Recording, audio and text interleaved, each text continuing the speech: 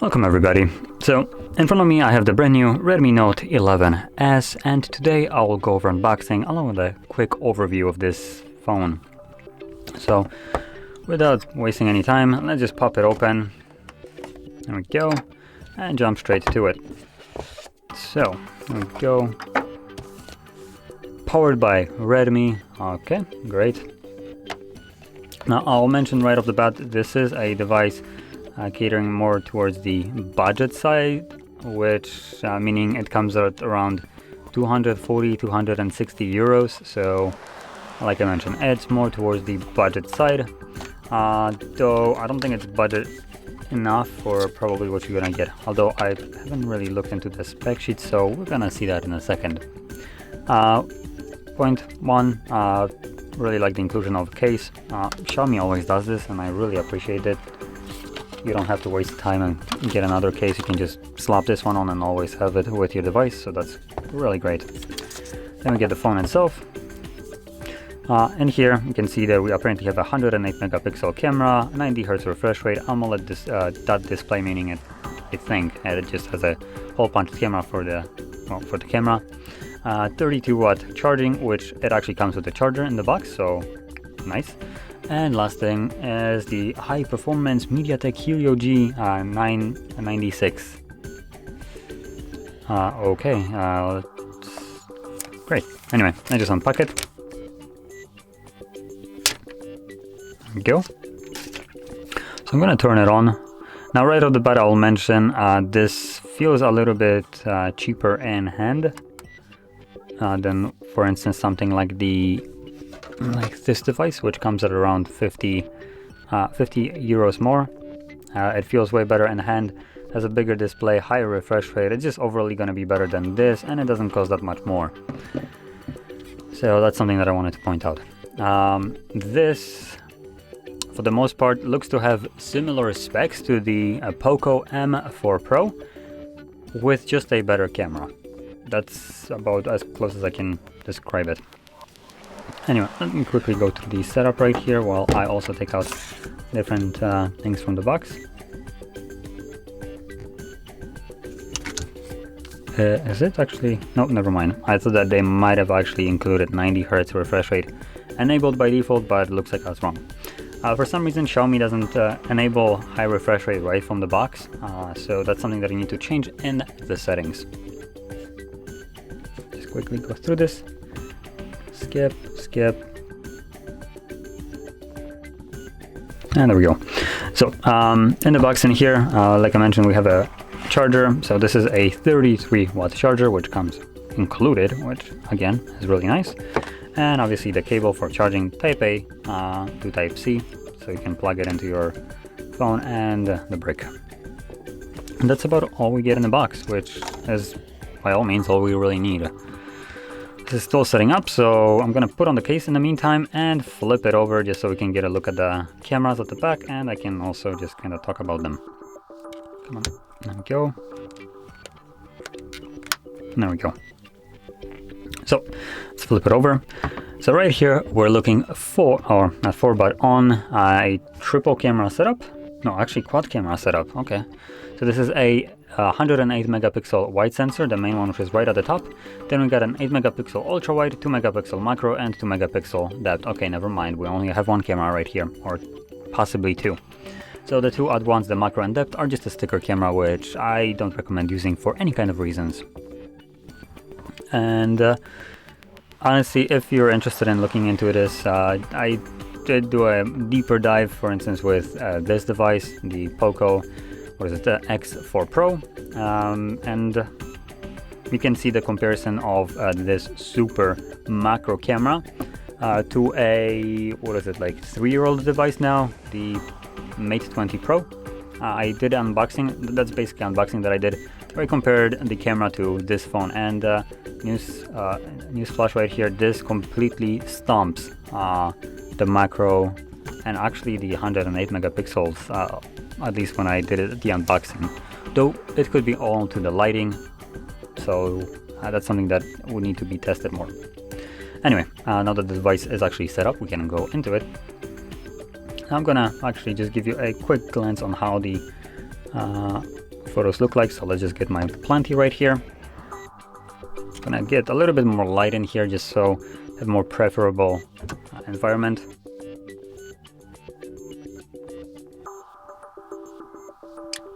So there we go, this is the normal one, and let's go into macro just because, why not?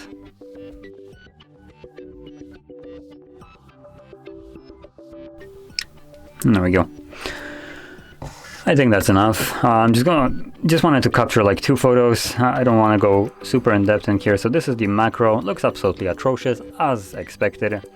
And then if we go to the normal one, this is the normal photo, though it's captured wrong by me. As you can see, it did capture focus, but right here, so a little bit further back.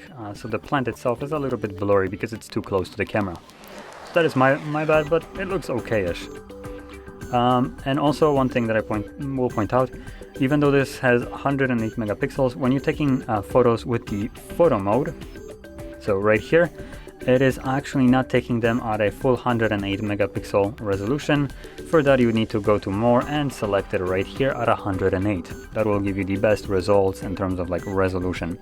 Though the normal photo mode does utilize the camera, it just captures it at a higher resolution and then scales it down, keeping the detail as much as it can, combining it basically. So anyway, let's move over to the next thing, which is storage and RAM in here. So like I mentioned before, we are looking right here at a Helio G96 as a processor, and in terms of storage for that chipset, we have a 64, 128 and a well, that's about it. 64 and 128 gigs of storage, and both of them come with like different RAM options. So the 64 has 6 gigabytes of RAM, and 128 has a 6 or 8 gigabytes of RAM. So you get to choose which one you want. To be fair, I don't think for this device you would need anything more than 6 gigs, though I could be wrong. For gaming, it might be beneficial to have more. But you don't need to. And additionally, you have expandable storage in here, so you can slap in a SIM card, expand it past the 64 120 gigs if you need to. And moving on to the next part, we're looking at 5000 mAh battery, which coincidentally looks to be basically the same battery as for every Xiaomi that I unboxed today, which is the both POCO phones and this one. I also have a tablet. I wonder if this one will have 5000 as well. Anyway, so like I said, 5000 mAh battery, 33 watt charger, which comes included with the device in the box, and they advertise that it will charge to 100% in 58 minutes. So that is a really nice result right here. Though advertised means that it's basically lab results, and they might not be representative of what you will get in a typical use. So I believe things like the advertised charging is when the device is actually turned off, so it will charge faster, and probably in a colder environment, so the battery doesn't really heat out as much. So take that with a grain of salt when you see advertised charging speeds. It might be worse. Sometimes it actually could be better. It really depends, but for the most part, it is going to be worse in actual like real life use.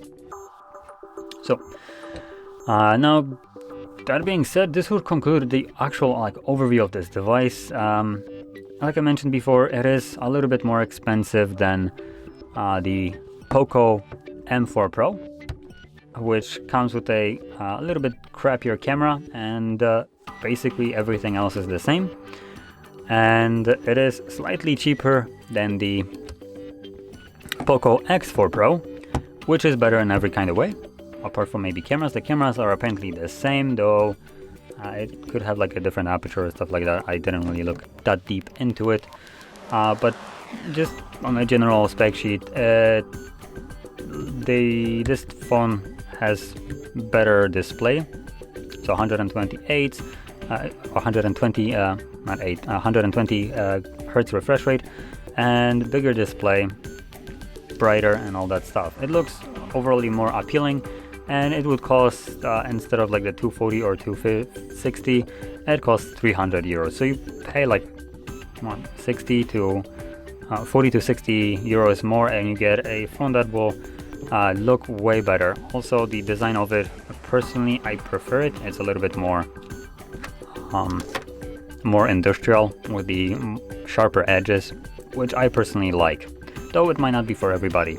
But still, I wanted to point out this device just because it's not much more expensive, and I think it offers more than this device. And if you're planning to go for a budget, I don't think spending like 40 to 60 bucks more is that big of a difference for a device that will probably perform way better and be more enjoyable to actually use. And for everybody else that wants to probably get the best bang for their buck with things that actually work way better, I would recommend looking into old flagship phones or used ones. Those phones will come at a significantly discounted price by now. So as an example, even I'm gonna again bring out my phone. Even though I personally don't really like Huawei, it's hard to not kind of recommend this just because of the price. It won't have 120 Hz refresh rate, so that is something that I want to get out straight away.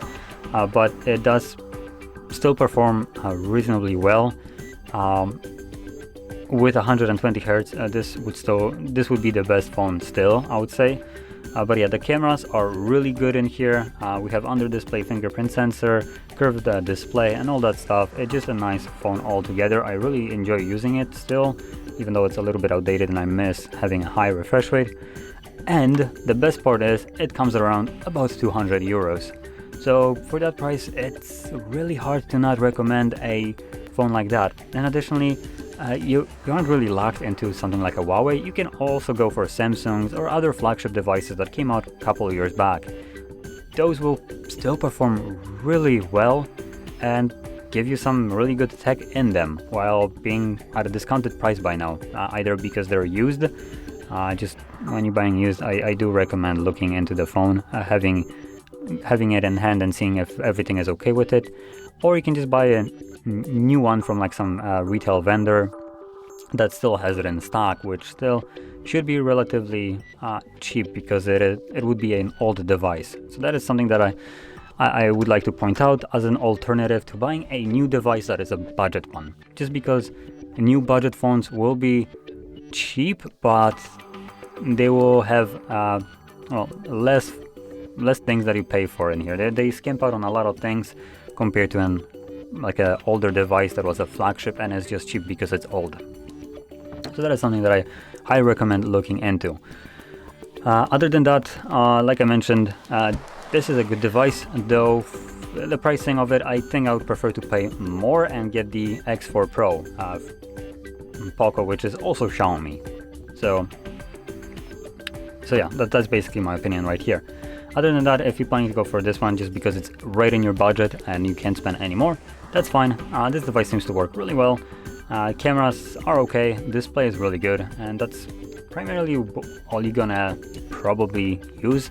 The chipset right here might not be the most powerful thing, so for gaming it might not run something like Genshin Impact on max settings, so don't expect that, but still it will perform fairly well with every task that you should throw at it on a typical daily use.